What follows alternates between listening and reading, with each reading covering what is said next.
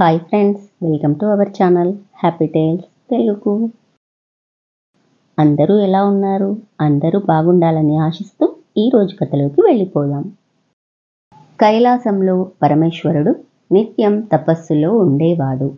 కైలాసానికి సమీపంలో పర్వతరాజు హిమవంతుడు అతని భార్య మేనక నివాసం ఉండేవారు. వారి కుమార్తె పార్వతీదేవి. పార్వతీదేవి శివుడిని ఆరాధించేది. శివుడిని వివాహం చేసుకోవాలని నిశ్చయంతో ఉండేది.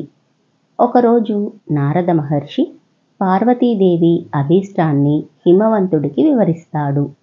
అప్పుడు హిమవంతుడు పార్వతీదేవిని శివుడి పూజకు పంపుతాడు.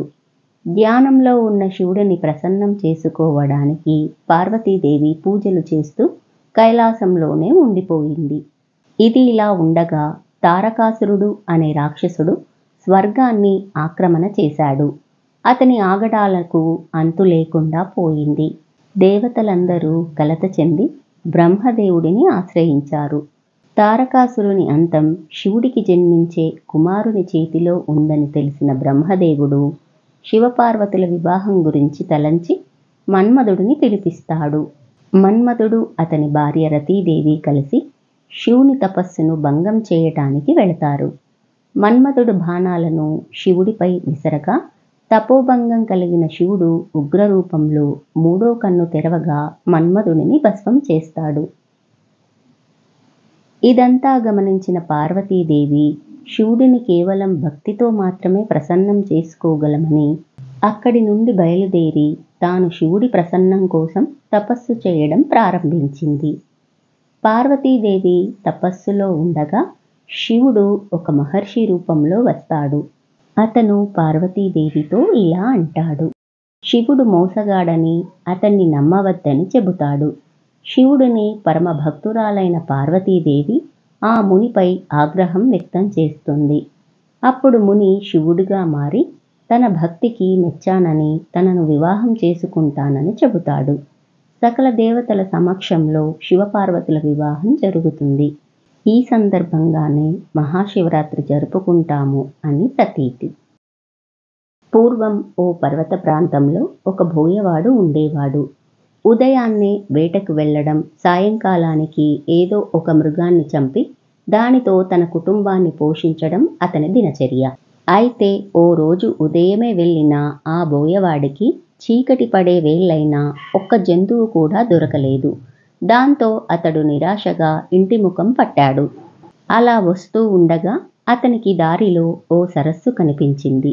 రాత్రిపూట ఏదైనా జంతువు అక్కడికి నీళ్లు తాగడానికి వచ్చి తీరుతుందని, అప్పుడు దాన్ని నేను సంహరించవచ్చునని అనుకొని ఆ సరస్సు పక్కనే ఉన్న ఒక చెట్టెక్కి కూర్చున్నాడు. తన కంటి చూపుకు అడ్డుగా ఉండటంతో ఒక కొమ్మ ఆకులను తుంచి కింద పడవేశాడు. ఆ బోయవాడు ఊతాపదంగా శివ శివ అంటూ ఉండేవాడు. అలా అనడం మంచో చెడో అతనికి తెలియదు. కానీ ఆ సమయంలో అలా అంటూనే కాలం గడిపాడు. అలా గడిపిన రాత్రి శివరాత్రి పర్వదినమని కూడా అతనికి తెలియదు. రాత్రివేళ మొదటి జాము గడిచాక ఒక ఆడజింక నీళ్లు తాగేందుకు అటుగా వచ్చింది. దాని మీదకు బాణాన్ని ఎక్కుపెట్టాడు బోయవాడు. అయితే ఆ జింక తాను గర్భం దాల్చానని, తనను చంపడం అధర్మమంటూ వదిలిపెట్టమని ప్రాధేయపడింది. మామూలుగా అయితే అతడి మనస్సు క్రూరంగా ఉండేది. కానీ ఆ జింకను చూడటం, పైగా అది మానవ భాషలో మాట్లాడేసరికి దాన్నేమీ చేయలేకపోయాడు. అలా రెండో జాము కూడా గడిచింది. అప్పుడు ఇంకొక ఆడజింక అటుగా వచ్చింది. దాన్ని సంహరించాలనుకునే లోపల అది కూడా మానవ భాషలో తాను తన భర్తని వెతుక్కుంటూ వచ్చానని, పైగా బక్కచిక్కిన తన శరీర మాంసంతో అతడి కుటుంబానికి ఆకలి తీరదంటూ విడిచిపెట్టమని కోరింది. ఒకవేళ మరి కాసేపటి దాకా ఏ జంతువు దొరకకపోతే తానే తిరిగి వస్తానని, అప్పుడు సంహరించమని వేడుకుంది.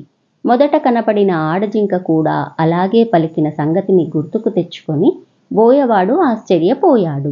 మూడో జాము గడిచేసరికి ఒక మగజింక అతడికి కనిపించింది.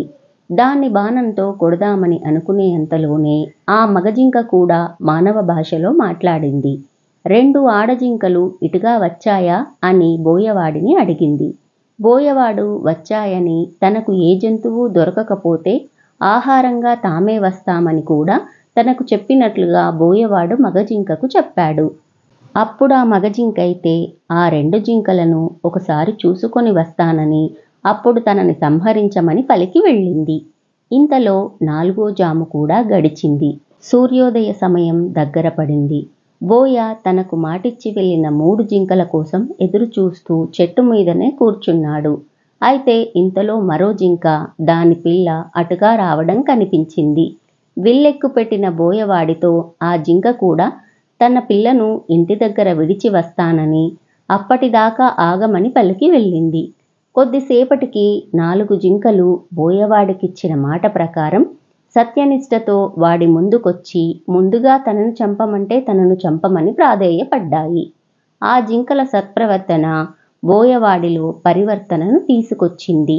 ఆ రాత్రంతా అతడు కూర్చున్నది మారేడు చెట్టు కావటం, అతడు తెలియకుండానే శివశివ అనే ఊతపదంతో శివనామ స్మరణ చెయ్యడం, తన చూపునకు అడ్డు వచ్చిన మారేడు దళాలను కోసి కింద పడేయటం చేశాడు బోయవాడు.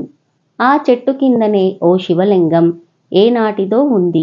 ఆ శివలింగం మీద అతడు వేసిన మారేడు దళాలు పడ్డాయి. అది మారేడు దళ పూజా ఫలితాన్ని ఇచ్చింది.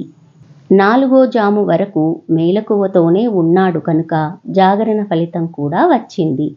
క్రూరాత్ముడైనప్పటికీ ఈ పుణ్యకార్యాల వలన అతడి మనస్సు నిర్మలమైంది. పైగా జింకల సత్యనిష్ట అతని మనస్సును పూర్తిగా మార్చింది. శివరాత్రి పర్వదినం అని తెలియకపోయినా అనుకోకుండా ఆ పర్వదినాన చేసిన పుణ్యకార్య ప్రభావంతో అతడిలో మంచి ప్రవర్తన కలిగింది. అందుకే హింసను విడనాడాడు. ఆ జింకలు కూడా సత్యనిష్టతో ఉండటంతో పరమేశ్వర అనుగ్రహంతో ఆకాశంలో మృగశిర నక్షత్రంగా మారాయి.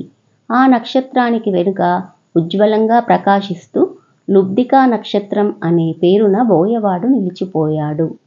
హింస చేయాలనుకున్నప్పుడు క్షణకాలం పాటు ఆగి ఆలోచిస్తే మనస్సు దాని నుంచి మరలుతుంది. బోయవాడు జింకలను చంపాలనుకోవటంలో చేసిన కాలయాపన అతనికి చివరకు అహింసా ధర్మాచరణ మూర్తిగా నిలపగలిగాయి. కథ నచ్చిందా? అయితే లైక్ చేయండి, షేర్ చేయండి, మన ఛానల్ని సబ్స్క్రైబ్ చేసుకోండి. Thank you for watching.